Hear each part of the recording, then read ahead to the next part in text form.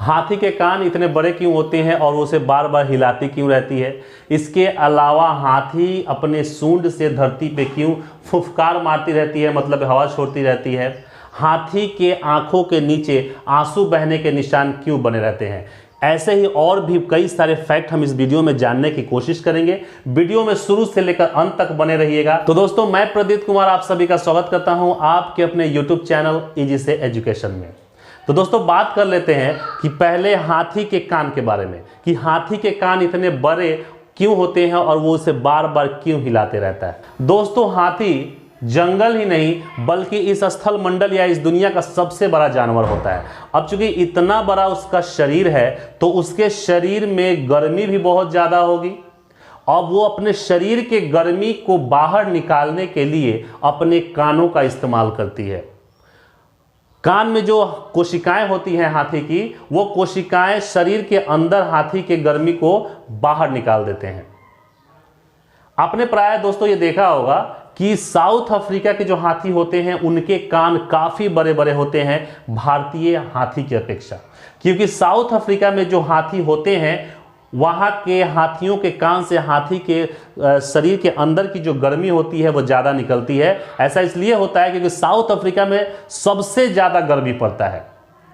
या दूसरी भाषा में आपको ये भी कह सकते हैं कि जिस जगह पे गर्मी जितना ज़्यादा पड़ती है वहाँ के हाथियों का कान उतना ही बड़ा होता है, क्योंकि ये नियम है कि आप जिस अंग का इस्तेमाल ज़्यादा करेंगे वो अंग आपका उतना ही डेवलप करेगा। तो साउथ अफ्रीका के हाथियों के कान बड़े होने का सबसे बड़ा रीज़न यही है, क्योंकि वहाँ पे गर्मी ज़्यादा होता है तो शरीर से, हाथी के शरीर से मतलब ज़्यादा मात्रा में गर्मी बाहर निकलती है, तो उनका जो कान की कोशिकाएं वो ज़्यादा वर्क करते रहती हैं, हिलते रहती हैं बाहर निकालने के लिए गर्मी को। तो वहाँ के हाथियों के कान काफ़ी बड़े होते हैं। भारत में भी गर्मी के सीजन में हाथी के जो शरीर की गर्मी होती है वो भी बाहर निकलता है, लेकिन भारतीय हाथी साउथ अफ्रीकन हाथी की अपेक्षा उनके कान थोड़े से छोटे होते हैं। दोस्तों, यही कारण है कि हाथी हमेशा अपने कानों को हिलाते रहती है और प्रकृति ने उनको इतने बड़े बड़े कान दिए हैं। अब बात कर लेते हैं हाथी के सूंड के बारे में। हाथी की सूंड इतनी लंबी क्यों होती है और वो अपनी सूंड से धरती की तरफ हवा या फुफकार क्यों मारती रहती है?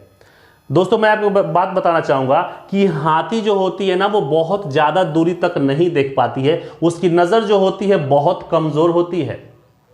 वो अपने सूंड के द्वारा जो फुफकार मारती है धरती पे और धरती से हवा टकराने के बाद पुनः उसके सूंड में वापस आता है, इससे वह सही सही दूरी का अंदाजा लेती है।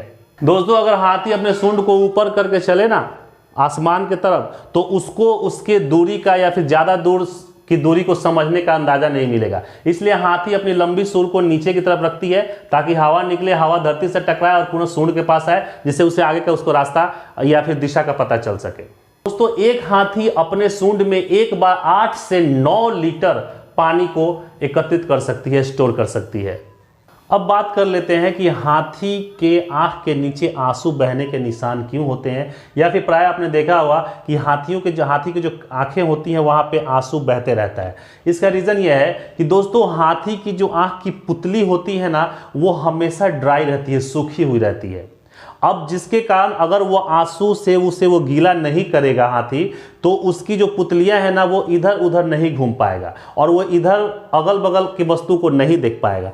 तो अपनी पुतली को गीला करने के लिए हाथी की आंख की पुतली कहीं सूख ना जाए, इसलिए हाथी के आंख से हमेशा एक तरल पदार्थ निकलते रहता है, जिसको हम लोगों ने आंसू का नाम दे रखा है। एक्चुअली में वो आंसू नहीं होता है, हाथी के आंसू उस तरह के नहीं होते। वो तो इसलिए निकलता है ताकि हाथी के जो आंख की जो सूखी हुई पुतली है वो गीली हो सके और हाथी सही तरीके से अपनी पुतली को इधर उधर करके देख सके। दोस्तों, मैं आपको एक और इंटरेस्टिंग फैक्ट बताता हूँ हाथी के बारे में, कि हाथी एक दिन में लगभग 100 से 150 किलो का खाना खा सकता है या फिर खा जाता है। खाए हुए पूरे खाना का सिर्फ 35% ही पचा पाता है और बाकी का 65% वो वैसे ही अपने मल द्वार के रास्ते बाहर निकाल देता है।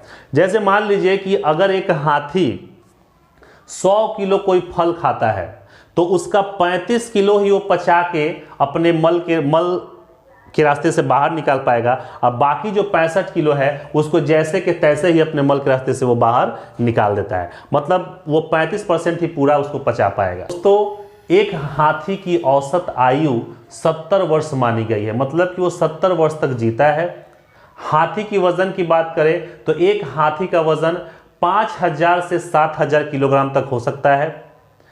ये एक दिन में 3 से 4 घंटे ही सोता है और ये एक दिन में लगभग 10 से 20 किलोमीटर तक ही पैदल चल सकता है। इसके बाद कुछ भी हो जाए ये पैदल नहीं चलेगा, उसके बाद ये पूरी तरह से थक जाता है और रेस्ट लेने की जगह खोजता है। दोस्तों हाथियों को जब भी सेक्स करने की इच्छा होती है ना, तो उनके कान में एक छोटा सा छिद्र होता है और उस छिद्र के रास्ते वह एक प्रकार का लिक्विड बाहर निकालने लगते हैं, जिसको देखकर यह समझ में आ जाता है कि हाथी जो है वो सेक्स करने की इच्छुक है। मैं आपको एक और बात बताऊं कि सूर्य से निकलने वाली अल्ट्रावायलेट यानी कि पराबैंगनी किरणों से बचने के लिए हाथी हमेशा अपने आप को मिट्टी में लुटाना पसंद करती है, क्योंकि हाथी का जो शरीर होता है इतना ज़्यादा संवेदनशील होता है कि उसके शरीर पर एक चींटी या फिर एक मक्खी भी काट लेती है ना, तो उसके शरीर पर एक बहुत बड़ा धीरे धीरे घाव बन जाता है और हाथी की मृत्यु तक हो जाती है।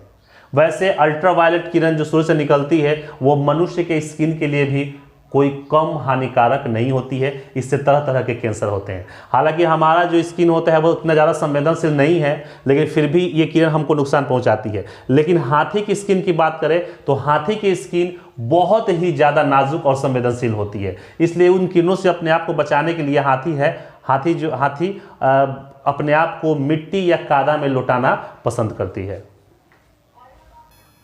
तो दोस्तों कैसी लगी हमारी ये जानकारी? अगर हमारी जानकारी आपको अच्छी लगे तो हमारे वीडियो को लाइक करें, शेयर करें, सब्सक्राइब करें और बेल आइकन को प्रेस करना ना भूलें।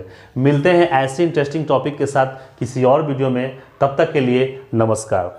दोस्तों मेरे बहुत सारे शॉर्ट्स वीडियो भी हैं जो इसी चैनल पे उपलब्ध है, आप उन शॉर्ट्स वीडियो से भी बहुत सारे इंटरेस्टिंग फैक्ट के बारे में जान सकती हैं। तो वीडियो को देखिए और एंजॉय कीजिए।